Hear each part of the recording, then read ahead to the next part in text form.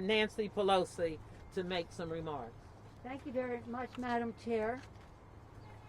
As you probably know, there are many honors that are afforded to a member of Congress, and certainly many more to the Speaker of the House.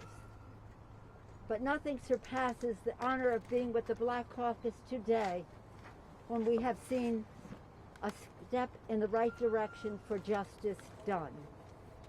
Earlier, around 3 o'clock, I spoke to the family to say to them, thank you, God bless you, for your grace and your dignity, for the model that you are, for appealing for justice in the most dignified way.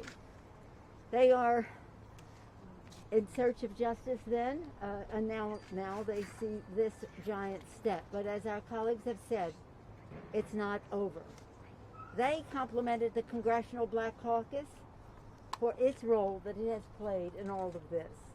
They're eager to see Karen Bass's George Floyd Justice and Policing Act passed and signed by the President into law.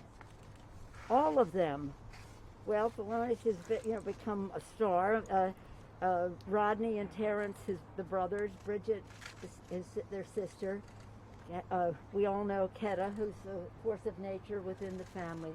But Gianna, his daughter, Gianna, to see this justice on behalf of her father. His name synonymous with justice and dignity and grace and prayerfulness. So we thank God. We thank Jesus, because we were praying to him all along. Right, Donnie? We thank God. They are people of faith. They conveyed that to me on the phone, but they've conveyed it all along.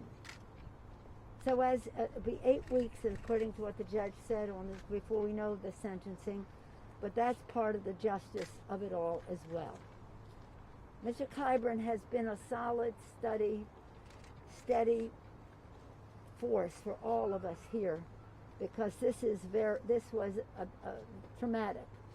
My little granddaughter, who just turned 12, she said, why is it taking so long? It didn't take that long, but we all saw it on TV. We saw it happen. And thank God the jury validated what we saw. So again, thank you, George Floyd, for sacrificing your life for justice, for being there to call out to your mom. How heartbreaking was that? Call out for your mom. I can't breathe. But because of you, and because of thousands, millions of people around the world who came out for justice, your name will always be synonymous with justice. And now we have to make sure justice prevails in the sentencing, but that's its own procedure. Our responsibility is to make sure that Karen Bass, who has been so open to justice with the bill that she put together, she wrote, and now trying to find areas of agreement in the Senate. Because unless we can change the law, this will be an episode. We change the law, we're going down a different path altogether. So thank you, Madam Chair Beatty, for your great leadership in all of this, for being a steady voice, to keeping some of us who just were calling constantly, did you hear anything or whatever, in a place where we could follow the lead of the family. Grace, dignity, prayerfulness, but having a rage for justice, which is what we all have.